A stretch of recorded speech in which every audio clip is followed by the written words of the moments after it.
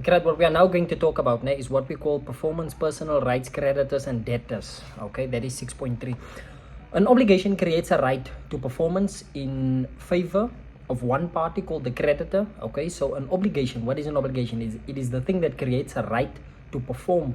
Okay, simply meaning this performance, it should be in favor of one party. In this case, the party is called who? The creditor, and it places a duty to perform on the other party, and that party is called the debtor.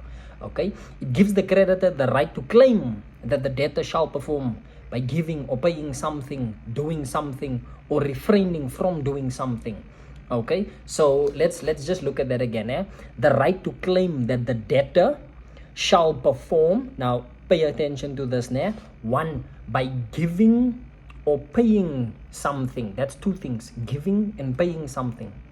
Equally, doing something. So you can either give or pay something, or you can do something. And then also by refraining from doing something. Okay, so that's four things right there. Okay, then at the same time, it places a duty on the debtor. Okay, the debtor, okay, to perform in terms of the agreement by doing something, by refraining from doing something, or by giving or paying something. Okay, right, there are as many obligations as there are indivisible performances owing under the contract. In the example above, two obligations arose, namely the obligation for one, let's say for instance, to construct. An example would be a swimming pool, and then the obligation would be to pay for the construction, let's say, of a swimming pool as an example. Okay, thus it is seen that the meaning of performance is human conduct, which may consist of someone's doing something or not doing something. For example, if Roger constructs, let's say for instance, a swimming pool for, let's say, Claire, then Roger, he has then performed, simply meaning he does what he has agreed to do in terms of the contract. Okay, the creditor is the person who may claim performance from the other party. That's a creditor. A creditor, it means what? The person who may claim performance from the other party. He or she may claim performance because the contract created certain rights in his or her favor. The debtor, on the other hand, is the person who has a duty to perform. Okay, so simply meaning, if we say debtor, we are referring to the person who has a duty to perform. Okay, and then if, or let's put it like this, it often happens that the parties to a contract are simultaneously creditors and debtors. If, let's say for instance, let's make an example, let's say Alex, if Alex is purchasing a house from, let's say, Mongeni for 500,000, both are creditor and debtor. Alex is a creditor because she has the right to claim delivery and registration of the house from Mongeni. She is also a debtor because she has the duty to pay the purchase price of 500,000 rand to Mbongeni. Mbongeni is a creditor because she has the right to claim the purchase price of 500,000 from Alex.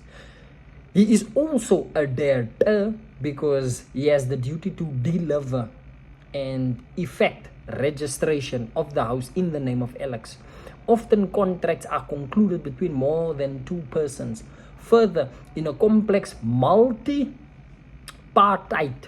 contract, it may not be possible to divide the parties into sides due to the fact that two parties may be on the same side for the purposes of one term of the contract, but on opposite sides for the purposes of another.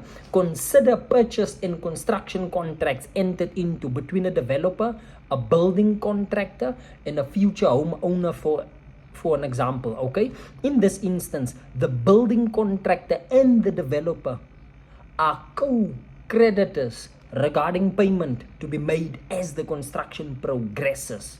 Okay, whereas the building contractor will be a debtor to the developer, and so far as the construction of the infrastructure to the development is concerned. Okay, a right created in terms of a contract is often referred to as a personal right. It is a personal right because it can only be enforced against a particular person, namely the other person to the obligation. The creditor may claim performance only from the debtor and not from anyone else, while only that particular debtor, simply meaning a debtor is the person who has a duty to perform, is compelled to perform. This does not imply that the personal right need only be observed by the debtor. Third parties, in this case, must observe this right in a negative manner. Thus, they must not infringe the right by, for example, and this is what's critical, this is what's critical, persuading the debtor to deliver to a third person as opposed to the creditor. Conversely, the debtor must observe the right in a positive way. An example being, they should only perform as against the creditor. Right, now let's just go through that last portion again. Let's go through that last portion again, because this is actually important. This is important. Often contracts are concluded between more than two persons. This is the case, okay? Now, further, in a complex multi-partite contract, it may not be possible to divide the parties into sides due to the fact that two parties may be on the same side for the purposes of one term of the contract, but on opposite sides for the purposes of another.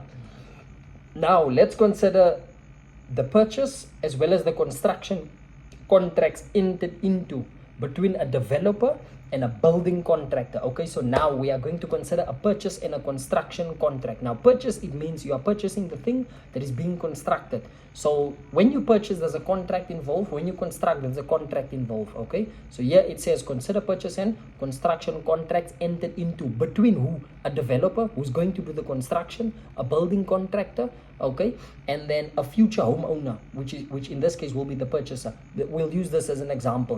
In this instance, the building contractor and the developer are co-creditors regarding payments, meaning both of them, they have to get paid. Okay, so they are co-creditors. Okay, now let's go further. Payments to be made as the construction progresses, whereas the building contractor will be a debtor. Now, why is the building contractor a debtor? The building contractor is a debtor to the developer. The building contract will be a debtor to the developer. Now, why is that the case? The building contractor is who? It's the person doing the what? The building. Okay, under who? Under the developer. So what's happening there is the building contractor has what we call a duty to perform to the developer, making them a debtor to the developer. Okay, insofar as the construction of the infrastructure to the development is concerned. Now, that part should be clear by now. Okay, now let's continue.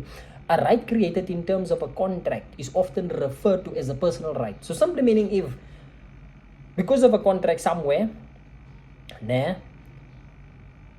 a right that is created, okay, by means of this contract, okay, and we refer to this as a personal right. A right, it's basically something that you can claim based upon, okay, or something that you are eventually subject to performance entitled to, okay. We call this personal right. It is a personal right because it can only be enforced against a particular person. Simply meaning, this is not something where you can go and you can just submit the claim against anyone. No, it is subjective, okay. It is direction, okay, namely the other person to the obligation. So simply meaning, let's say we are 5 people in a contract, you cannot go and claim against the other 4 if you have an agreement, specifically speaking, with one of the individuals, okay. So now the creditor may claim performance only from the debtor, meaning the person who has a duty to perform, and not from anyone else, while only that particular debtor, meaning the person who has a duty to perform and not someone else, is compelled to perform. However, look at it like this now.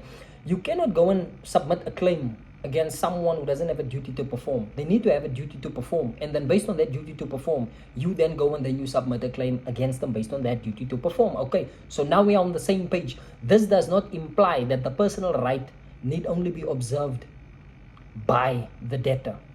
Okay, let's just go back because now it's sort of getting confusing now. The creditor may claim performance only from the debtor. Debtor is the person with a duty to perform and not from anyone else, okay, while only that particular debtor, meaning the person that has a duty to perform, is compelled to perform. This does not imply that the personal right need only be observed by the debtor. Now this is deep. Why is this deep? This is deep now because what's happening now is, let's say for instance, you have a developer or you have an architect, let's say architect, and then you have a building contractor. The building contractor is the one that has a what? A duty to perform. Okay, because this is actually what this is saying here. This is saying this does not imply that the personal right need only to be observed by the debtor. Need only to be observed by the debtor. In this case, who's the debtor? The debtor is who? The debtor, it's the person with the duty to perform, and that is who? That is actually your building contractor. However, now what does this say? It says personal right need only be observed by the debtor. Third parties must observe this right in a negative manner. So simply meaning third parties, which in this case is, let's say for instance, your architect firm, they also have a duty to perform. Okay, and that essentially is what this here it is talking about. Okay, thus they must not infringe the right by, for example, persuading the debtor to deliver to a third person as opposed to the creditor. So simply meaning, just because you are the architect, you can't now tell this guy to go and work on a different project. No. He has to complete this project. Why? Just because they don't claim from you, it doesn't mean you can now manipulate the system in such a way where there's no obligation from you. No. They fundamentally speaking is still an obligation. Okay. Simply put, now, this is the debtor, your building contractor. You cannot manipulate your building contractor to go and perform on a different site. No. Your building contractor, who is the debtor, ultimately speaking, you are not really the direct debtor.